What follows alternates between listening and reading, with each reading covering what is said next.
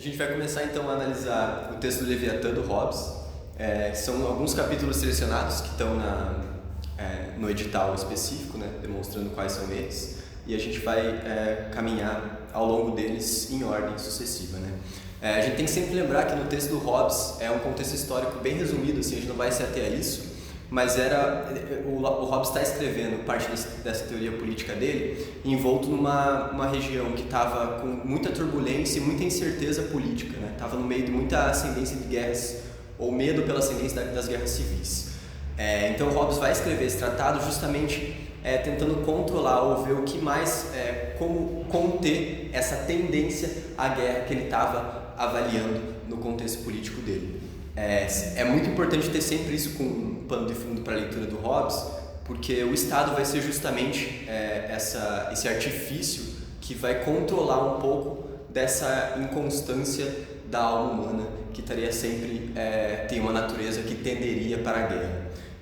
O começo do texto, Hobbes vai fazer um pouco vai avaliar um pouco como que é a natureza humana, né? E ele vai conceder à natureza humana uma igualdade tanto às capacidades do espírito, né? Ou seja, a razão, curto e grosso, a razão, e as faculdades do corpo, né? Que seriam as paixões e as forças, as fraquezas, né? Curiosamente, o Hobbes já levanta no começo do texto que, muito embora, sim, possamos encontrar entre os sujeitos disparidades de força, ainda assim essa disparidade de força pode ser atenuada, né, reduzida, a partir do momento que a gente pode usar instrumentos que aprimorem ou diminuam a capacidade de força, ou seja, um pedaço de pau acentua minha força corporal, enquanto a ausência desse pedaço de pau reduz a minha capacidade de força. Então, a igualdade quanto ao corpo, ela vai ser atenuada ou reduzida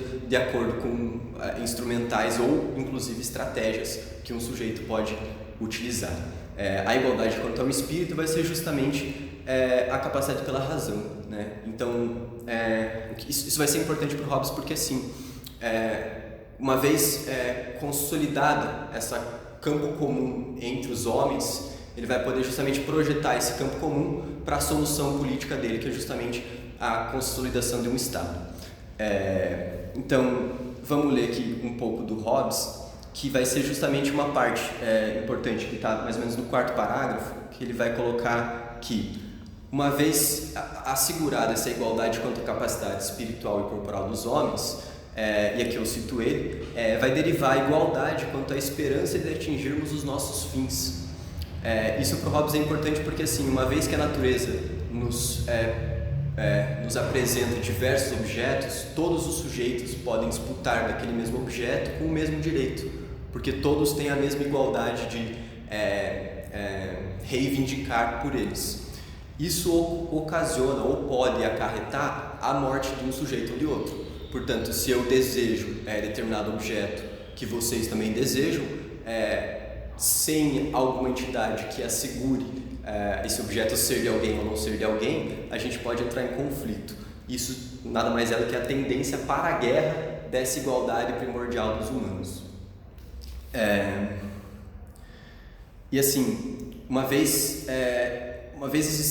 existindo esses objetos distribuídos pela natureza, os humanos vão passar a nutrir uma desconfiança mútua entre si. Cada um vai desconfiar do que o outro pode fazer para conquistar aquele objeto, que pode ser o desejo de muitos, né?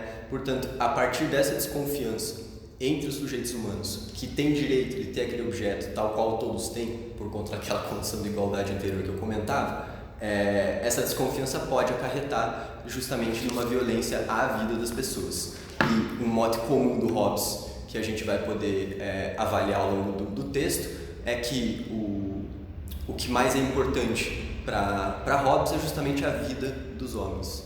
Não só para Hobbes, mas também, segundo ele, se os próprios homens olharem para a razão de si, eles vão encontrar a vida como sendo o que há de mais importante para ser defendido ou mantido, né? Um pouco dessa questão da discórdia entre os homens, são três elementos que o Hobbes vai elencar para dizer a respeito dela, né? Um que vai ser justamente essa competição, né, que vai justamente promover um tipo de uma violência para conquistar determinado objeto. Então os sujeitos vão competir pela conquista do objeto. A segunda, justamente essa desconfiança de que eu falava, né? Uma vez os objetos estando em disputa, cria-se esse comum desconfiado uns entre os outros, né? As pessoas vão começar a desconfiar umas das outras. É dessa desconfiança que vai ser bem importante, porque essa desconfiança vai ser o que o Hobbes vai chamar de um clima de tensão, né? Quando você desconfia de todos os humanos equivalentemente, você vai começar a produzir esse clima de incerteza, esse clima de tensão, essa turbulência entre os sujeitos humanos, que muito provavelmente pode acarretar uma violência. E aqui eu vou ler 2 parágrafos que são bem pontuais para o Hobbes, e eu parto muito do princípio também de que boa parte dos filósofos tem um certo grito por trás de toda a teoria política deles. O grito que eu encontro no Hobbes, e outros comentadores também encontram, é num parágrafo em que ele termina dizendo que caso os homens sejam deixados a si, às suas paixões, a isso que move eles a desejar uma coisa e independentemente de outro também o desejar, esse medo contínuo, né, e o perigo de uma morte violenta vai estar sempre assombrando essa reunião de homens. E então a vida do homem é solitária, miserável, sórdida, brutal e curta. Esse clima esquisito, estranho, clima turbulento que o Hobbes está colocando é justamente o que ele vai chamar de estado de guerra, né? O estado de guerra não é o estado com E maiúsculo, tá? O estado de guerra é um estado enquanto uma situação, é um estado de coisa. É quando você pergunta para alguém como é que você tem estado, ou seja, é uma condição, né? O Hobbes está encontrando nessa igualdade natural entre os humanos uma tendência própria a ela de findar num estado de guerra, de acabar acarretando em violência e de acabar acarretando na morte entre os sujeitos. Então o Hobbes vai dizer o seguinte, e aqui eu cito ele novamente: com isto, né, com essa ocasião da igualdade natural dos humanos, torna-se manifesto que, durante o tempo em que os homens vivem sem um poder comum capaz de mantê-los todos em temor respeitoso, e eu já vou explicar um pouco o que é esse temor respeitoso, eles se encontram naquela condição a que se chama guerra, e uma guerra que é de todos os homens contra todos os homens.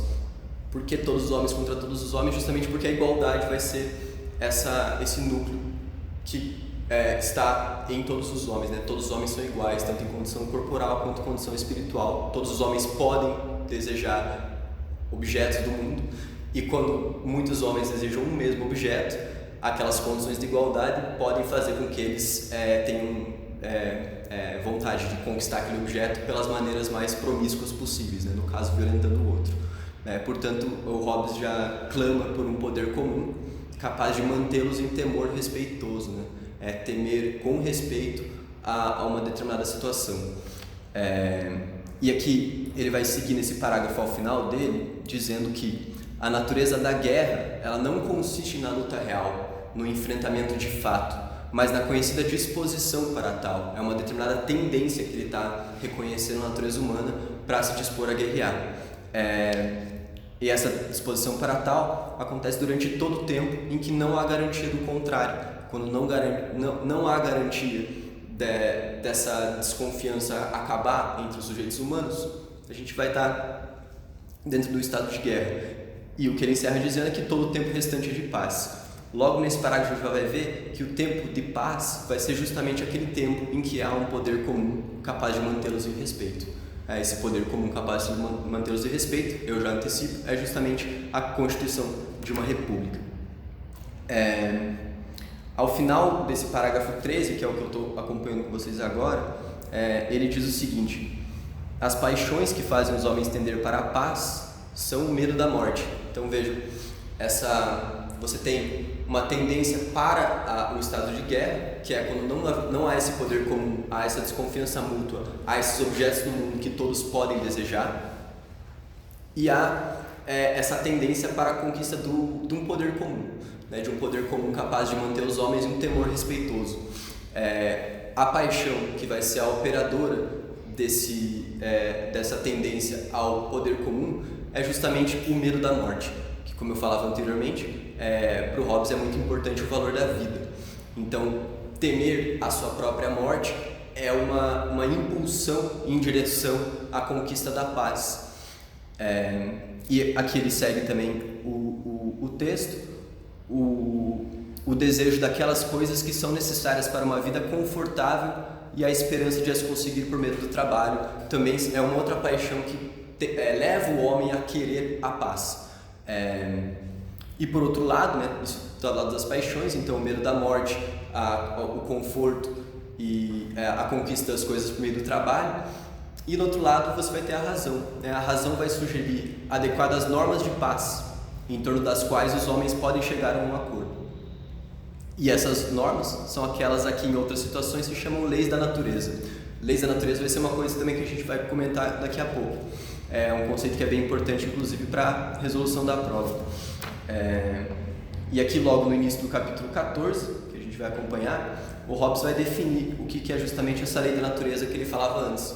A lei da natureza vai ser justamente esse operador da razão, né? A razão vai demandar que o homem faça tudo quanto seja possível para conquistar esse clima de paz, né? Para sair daquele estado de guerra e conquistar aquele clima de paz. E novamente, um dos motores que faz ele sair do estado de guerra é a razão, por meio dessa lei natural, e as paixões, por meio do medo da morte.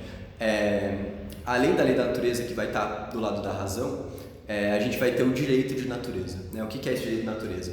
O direito de natureza está lá naquela questão da igualdade, né? Pelos homens serem iguais tanto em corpo tanto em espírito, e aqui eu vou citar o Hobbes, o direito de natureza vai ser a liberdade que cada homem possui de usar o seu próprio poder, ou seja, suas condições físicas e suas condições espirituais, da maneira que bem entender, da maneira que quiser, para a preservação da sua própria natureza, para a preservação da sua vida, ou seja, da sua vida. E, consequentemente, de fazer tudo aquilo que o seu próprio julgamento e razão indiquem como meios mais adequados a esse fim. Então, para retomar um pouco, o direito de natureza, então, vai ser esse operador que vai fazer uso dessa liberdade, dessa igualdade primordial entre todos os homens, de poder fazer uso do corpo e do espírito como bem entender, para alcançar aquilo que deseja. E a lei da natureza vai ser quando a razão vai começar a produzir regras e juízos para promover uma melhor situação, né? para produzir esse estado de vida da melhor maneira, né? O que Hobbes vai reconhecer é que assim, o estado de guerra em si não tem a competência de produzir essa paz, né? Não tem a competência de sair por si só da guerra. Ele precisa de um adendo, a razão vai precisar apitar, e o apito da razão vai ser justamente o que o Hobbes vai estar chamando das leis fundamentais de natureza. Aqui nos textos selecionados, ele vai selecionar duas, e essas duas vão ser resumidas em uma terceira. Eu vou ler essas duas, e o resumo da terceira também já procura nortear um pouco a leitura. E aqui eu vou ler primeiramente essa lei fundamental da natureza. E olha só, e aqui eu cito Hobbes de novo. Que todo homem deve se esforçar pela paz, na medida em que tem a esperança de a conseguir. E caso não a consiga a paz, pode procurar e usar todas as ajudas e vantagens da guerra. E aqui o próprio Hobbes vai apontar essa comunhão entre o direito de natureza, que é essa liberdade, essa igualdade de corpo e de espírito entre todos os homens, e as leis da natureza, que é justamente a razão humana. E olha só, a primeira parte dessa regra, ou seja, que todo homem deve se esforçar pela paz, na medida em que tem esperança de a conseguir, encerra a primeira e fundamental lei da natureza, isto é, procurar a paz e segui-la. Quem que vai estar procurando a paz e quem que vai estar seguindo a paz? É justamente esse lado da razão humana. A segunda parte encerra a súmula do direito de natureza, como eu comentei, isto é, por todos os meios que pudermos, defendermos-nos a nós mesmos. Quais são todos os meios que pudermos? É justamente aquela igualdade primeira que ele colocava, aquela igualdade primeira que fazia o estado de guerra girar, que é justamente essa disputa por objetos, o poder fazer uso da sua força para conquistar aquilo que você deseja. Então, quando a razão vai procurar no estado uma melhor solução para o estado de guerra, caso não haja participação de todos com relação àquilo, é sim permitido pela teoria de Hobbes que nós façamos uso da nossa liberdade natural para conquistá-lo e para trazer os outros à racionalidade do Estado. E aqui é a segunda lei da natureza, então, e eu vou citar novamente no texto, que um homem concorde quando os outros também o façam, ou seja, um acordo via razão, e na medida em que tal homem considere necessário para a paz e para a defesa de si mesmo, em resignar ao seu direito a todas as coisas. Vamos lembrar, o direito a todas as coisas era justamente aquilo que movimentava o estado de guerra. Todos poderiam ter tudo aquilo que bem queriam e poderiam fazer uso da sua liberdade da maneira como quiseram. Então, relendo, que o homem concorde quando outros também o façam, e na medida em que tal considere necessário para a paz e para a defesa de si, resignar aquele direito que ele tinha anteriormente a todas as coisas, contentando-se em relação aos outros homens com a mesma liberdade que aos outros homens permite em relação a si mesmo. Então, o que está acontecendo ali nessa lei da natureza? É justamente deixando baixo parte do que movimentava o estado de guerra, né? Fazendo a razão selecionar coisas mais adequadas ou menos adequadas para aquilo, contanto que todos o façam igual. Então há uma restrição da liberdade ampla e irrestrita de todos os homens no estado de guerra na consolidação da República e do Estado, contanto que, e essa é a condição essencial para o Hobbes, que todos também o façam mesmo. E aqui, a terceira lei que eu mencionei, que ele vai querer resumir essas duas leis numa fundamental, é justamente a inversão da lei do Evangelho, né? Enquanto a lei do Evangelho vai dizer, faz aos homens o que queres que façam a ti, o Hobbes vai inverter essa lei e falar, não faça aos outros o que você não quer que façam contigo. E fundamentalmente esse não querer o que façam contigo é justamente exterminar a vida. Então, um dos fundamentos primordiais da consolidação do Estado é a defesa da vida. Para retomar então essa primeira parte, a gente pode pensar no seguinte resumo, né? E esse resumo é nada mais do que o capítulo 13. Os homens são iguais, de corpo e de espírito por natureza. Os homens podem, ou têm liberdade para, têm direito de disputar o mesmo objeto com todas as suas forças. Desse objeto em disputa, desejado por mais de um homem, nutre-se uma desconfiança mútua, um clima de tensão, dada a possibilidade desses homens se matarem na disputa. E assim se revela uma paixão primordial e mobilizadora dos homens, que é o medo da morte, que produz o desejo de perseverarem as suas vidas em face desse estado de guerra, que está sendo fundado na desconfiança, na competição e na glória, que nada mais é o desejo de ser melhor do que os outros. Em face desse medo da morte, aos próprios homens a paz vai se mostrar conveniente para cada um. A fim de conquistar então esse estado de paz, o Hobbes vai entender na noção de contrato, ou pelo menos no conceito de contrato, um mecanismo essencial para realizar isso. O contrato vai se seguir enquanto dever da razão, enquanto a lei da natureza de sair do estado de guerra. E o contrato nada mais vai ser do que essa transferência mútua dos direitos que os homens tinham no estado de guerra, né, no estado de natureza. Então, reivindica-se aquele direito primordial, né, tolhe um pouco as margens daquela liberdade restrita, a fim de fundar sobre um contrato uma outra lei, que vai ser essa lei da natureza. E essa transferência de direitos, ou seja, esses direitos de liberdade restrita, de poder fazer o que bem entender, ao transferir o seu direito, o homem vai ficar obrigado a não impedir àqueles a quem esse direito foi transferido o respectivo benefício, e que deve não tornar nulo esse seu próprio ato voluntário, sendo injusto se assim for feito. No mundo, e aqui tem uma definição bem importante para o Hobbes, que vai ser a definição de justiça e de injustiça. No mundo chama injustiça o dano de se fazer voluntariamente aquilo que inicialmente se tinha voluntariamente feito. O modo pelo qual se transfere o seu direito natural é mediante sinais voluntários e suficientes. Esses sinais vão ser os vínculos, mediante os quais os homens ficam atados e obrigados, vínculos que não recebem a sua força da própria natureza, mas do medo de alguma má consequência resultante da ruptura. Então, assim, é como se o estado de guerra está sempre rondando o estado realizado, a república. O estado de guerra não é uma coisa que acontece anteriormente e quando se funda o estado ele desaparece. Tanto que, novamente, se a gente retomar um pouco do que rondava a história da época, era um pouco isso. Já tinha um certo vínculo, um certo contrato acontecendo ali, que passou por uma certa turbulência. Nessa passagem por turbulência, o Hobbes vai reconhecer que o estado de guerra ainda subsiste por baixo da realização da República. Ele está sempre sendo ameaçado. E o que garantiria essa permanência da República em detrimento, apesar daquele estado de guerra estar continuando, é justamente a noção de contrato. É esse poder maior do que todos os homens que vai fazer com que as palavras que eles trocam, os contratos mútuos entre eles, sejam sim realizados. O que nada mais é do que quando você vai quando você vai realizar uma troca financeira, você tem uma entidade mediadora, né? Você está trocando dinheiro com uma pessoa e aquela pessoa vai te dar outro benefício para a troca.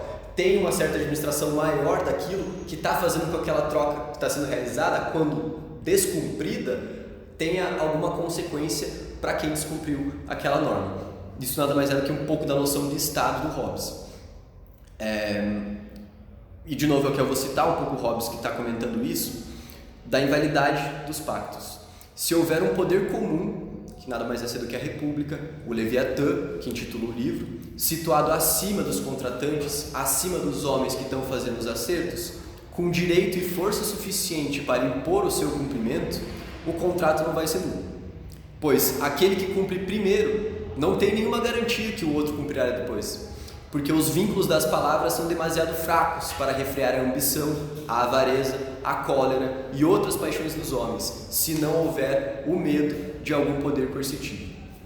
Essa noção de medo do poder coercitivo é importante a gente distinguir daquele medo da morte dos humanos. São noções um pouco diferentes, porque o medo que as pessoas vão ter com relação a esse Estado regulador dos contratos vai ser esse medo reverente, vai ser esse medo respeitoso, enquanto o medo pela vida do estado de guerra não tem muita reverência, não tem muito respeito. É um medo cru. Se for distinguir conceitualmente, talvez dá para dizer que o medo é medo no estado de guerra e é temor na República ou no Leviatã. E aqui ao final do capítulo, ele vai justamente dar uma definição do que é a República Civil, que ele está querendo fundar para superar aquela condição de estado de guerra. E aqui eu cito Hobbes: numa República Civil, em que foi instituído um poder para coagir aqueles que do contrário violariam a sua fé. Então, novamente, o poder para coagir nada mais é do que aquela restrição daqueles direitos que a gente estava vendo antes que acontecia no estado de guerra, restringir aquela liberdade irrestrita. Então, instituído um poder para coagir aqueles que do contrário violariam a sua fé. Esse temor do contrato não ser cumprido pela segunda parte deixa de ser razoável quando há essa instância superior. E por esse motivo, aquele que mediante o pacto deve cumprir primeiro a sua parte é obrigado a fazer. Então, o Estado vai assegurar justamente a relação entre os humanos. Aqui então a gente vai começar com o capítulo 15, né, que vai falar de outras leis da natureza. E novamente, para relembrar o que são elas, as leis de natureza provêm do que contribui para a conservação e a defesa de cada um. Essa contribuição da conservação e defesa, de novo, está engatada com aquela noção que o Hobbes é muito cara ao Hobbes, que é essa defesa da vida, e a lei da natureza é justamente algo que a razão vai produzir, que é diferente do direito de natureza, que existe independentemente da razão dar pitaco nela ou não. Então aqui eu vou citar um pouco o Hobbes dizendo: a noção de justiça e injustiça no Hobbes é importante no sentido em que justiça e injustiça não existem fora do Estado, tá? O que vai dizer o que é justo e o que vai dizer o que é injusto é justamente aquilo que está regulado pela República e aquilo que não está regulado pela República. A justiça das coisas se dá por elas se encontrarem dentro das cláusulas do Estado, dentro daquilo que está sendo regulado pelo Estado. Aquilo que é injusto vai ser justamente aquilo que rompe com esse vínculo com o Estado. É uma noção um pouco distinta, parece que do nosso senso comum, mas que no texto do Hobbes é bem importante. Então, a justiça vai ser justamente aquilo que está dentro daquilo que está sendo regulado pelo Estado. A injustiça vai ser justamente aquilo que rompe com essa regulação do Estado. E aqui outra coisa que é importante que o Estado também vai fundar, então vamos colocar que o Estado vai fundar duas coisas fundamentais aqui para a gente entender. A noção de justiça e de injustiça vão ser a partir do Estado, e a noção de propriedade também vai ser a partir do Estado. E aqui eu vou citar o Hobbes: onde não há o seu, isto é, de vocês, isto é, não há propriedade, não vai poder haver injustiça também, porque sem propriedade eu posso muito bem conquistar aquele objeto que você está dizendo que é seu. Só vai haver propriedade sua uma vez que tiver essa entidade, esse poder coercitivo dizendo que ela sim o é sua. Mesma coisa que vale para mim. Uma propriedade que é minha só vai existir enquanto propriedade minha quando tiver um Estado, um poder coercitivo maior que as nossas forças dizendo isso. Caso contrário, a gente voltaria para aquele estado de guerra no qual a conquista dos bens dos outros pode ser muito bem conquistada com base na força ou com base na sagacidade. Então, retornando um pouco mais à natureza da justiça no Hobbes, ela vai consistir no cumprimento dos pactos válidos, no cumprimento da legislação do Estado, vamos dizer assim. E que, por sua vez, só começa com a constituição de um poder civil suficiente para obrigar os homens a cumpri-los. E é também só aí que começa a haver propriedade. Então, o poder civil vai obrigar os homens a cumprir os pactos válidos e a partir daí vai constituir uma propriedade e vai constituir a justiça e a injustiça.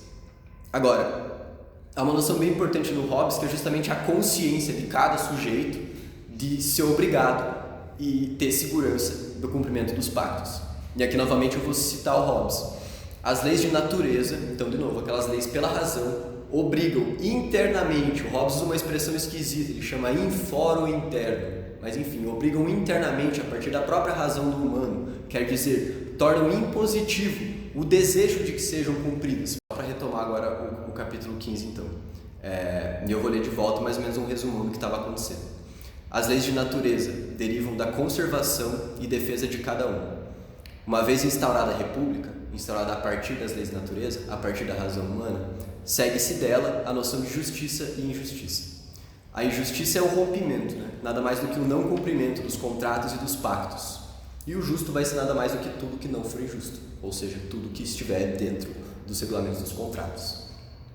Assegura-se o cumprimento dos pactos pelas partes através do poder coercitivo, essa instância que Hobbes está dizendo que é a república ou o Leviatã, que torna o benefício do cumprimento muito maior que a punição de rompimento. A república instaura a propriedade que abole a disputa de todos contra todos pelos objetos do mundo, ao que as leis da natureza, que obrigam a consciência de todos a consolidar e a disputar a paz, mais desejada do que a guerra, as ações virtuosas e boas vão acabar sendo justamente aquelas ações que vão promover a paz na forma da república e não promover a guerra naquele estado lastimável que o Hobbes está justamente querendo evitar. A fim então de dar continuidade agora para o capítulo 17, o Hobbes vai dar uma justificativa justamente do porquê a república. Ao introduzir, e aqui citando o Hobbes, ao introduzir aquela restrição sobre si mesmos, vamos lembrar, a gente tinha um direito e uma liberdade irrestrita a fim de fazer o que a gente bem entender. Na consolidação do Estado, essa liberdade acabou sendo restrita por um mandamento da própria razão. A própria razão encontrou leis que promovem a paz melhor do que aquela condição anterior. Então, introduzida aquela restrição sobre si mesmos, sob a qual vemos os homens viver na república, é a precaução com a própria conservação e com uma vida mais satisfeita que está ocasionando essa resolução na república. É a fim justamente da gente bem viver, da vida boa, da vida próspera, da paz, do conforto e da segurança de viver pelo menos até o quanto deve. Ou quer dizer, o desejo de sair daquela mísera condição de guerra que não nos promovia essas circunstâncias. E aqui o Hobbes também vai dar alguns apontamentos acerca das paixões versus as leis da natureza. E aqui eu vou citar o Hobbes novamente. As leis da natureza por si mesmas, na ausência do temor de algum poder que as faça serem respeitadas, são contrárias às nossas paixões naturais. E os pactos sem a espada não passam de palavras, sem força para dar segurança a ninguém.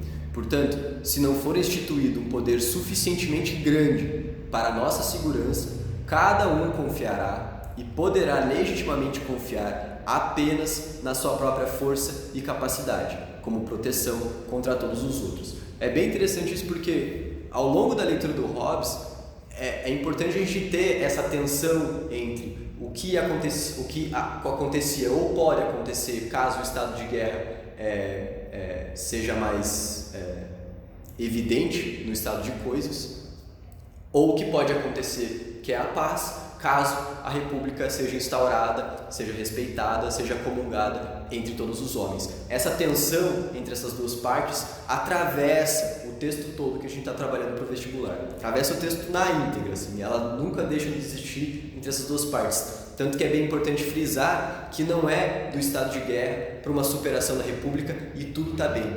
O estado de guerra vai rondar a república justamente como um espectro, está sempre ameaçando ali através da quebra de pactos ou através de medidas que estão além daquilo que o Estado assegura. E aqui novamente Hobbes vai colocar, por que não a ausência da república? Ele vai dizer, a constância da competição pela honra e pela dignidade. É justamente o porquê de não ter uma ausência da república. Essas coisas para o Hobbes ele vai estar vendo como coisas ruins para um bem viver ou para uma vida confortável. E aqui citando ele, é devido a isso que surge entre os homens a inveja e o ódio, e finalmente a guerra. No homem, há a diferença entre o bem comum e o bem individual, e a sua alegria, a alegria de cada humano, consiste em se comparar, e só vai encontrar a felicidade na comparação com os outros homens.